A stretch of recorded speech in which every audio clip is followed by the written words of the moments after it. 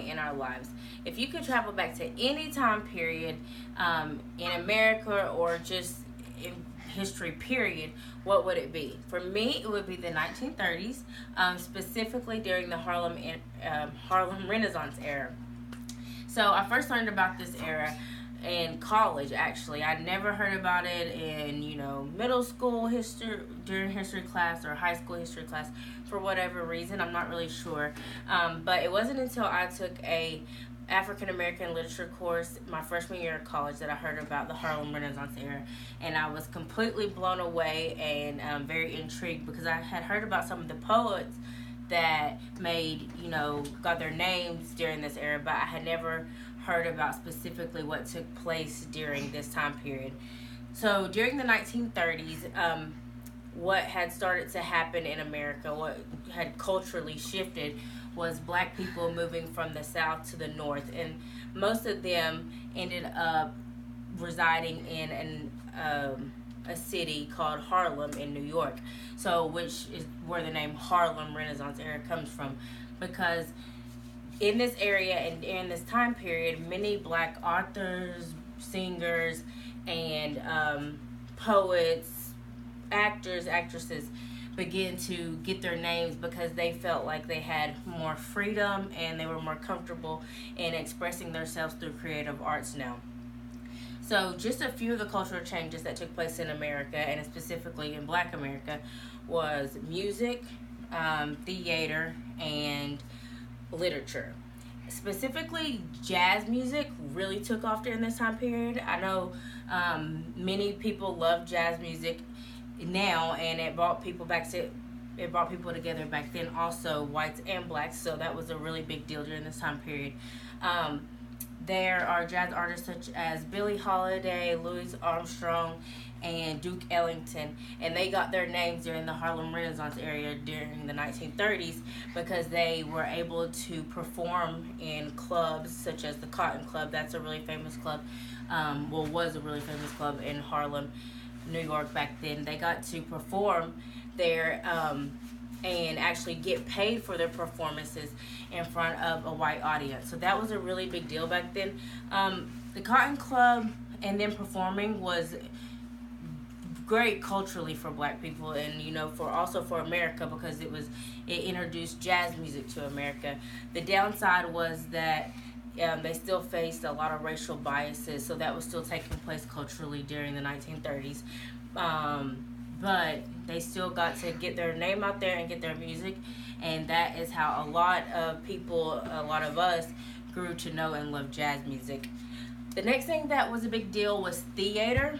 Before the Harlem Renaissance era, theater for blacks was portrayed through blackface, which was still white actors just dressing up in blackface and actually putting their spin on what they thought was African American culture. So finally, in the 1930s, during this era, black people were able to actually write plays and produce plays, and had theaters that were independently owned by black people. One of the theaters actually once again was in Harlem, and so they were able to put on these plays, and the word spread around about what was going on, and these plays were a progressive form of black culture because it allowed black people to express themselves and to take away the negative connotations of what blackface had put on a worldwide stage for them, as far as what white America thought black culture was. So that was a very big deal. Paul Robeson was one of the famous actors during this time period. Later on, a few years later, A Raisin in the Sun, which is a very big play for black culture, was produced. It's actually a famous play. It's been taught in many history classes. Look that up sometimes if you want to know more about this, about the Harlem Renaissance area. Lastly was literature. So during this time period, this is when black authors got the chance to express themselves through poems, books, also through magazines and stuff. Before this time period, during the Jim Crow era, and that black people were more oppressed. They didn't feel comfortable putting out writings that sometimes spoke negatively about what they were facing in America, because they were scared of what the backlash that would happen in the South. But now that they were up north, they felt more comfortable. So poems like "Life Ain't Been No Crystal Stair" by Langston Hughes was a really big deal. That basically said, even though we moved up north, even though black people now live here and we have more opportunities, we're still facing a lot of racism. We're still facing like a hard time.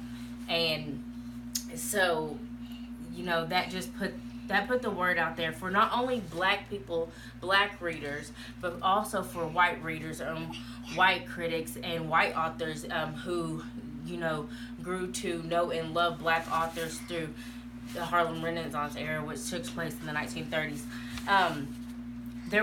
There's so many poems, so many books, so many plays that I could go on and on about during this time period. That was a big deal. But probably one of the most influential things about the Harlem Renaissance era was that it was a great impact on what would later go on to be the Civil Rights era. Because once this literature and once this progressive literature for black people and plays and music started getting out there, then the leaders such as Martin Luther King and Malcolm X and these leaders started using this in their way of thinking and their ideology for the Civil Rights era. So as usual, history always overlaps and ties into each other.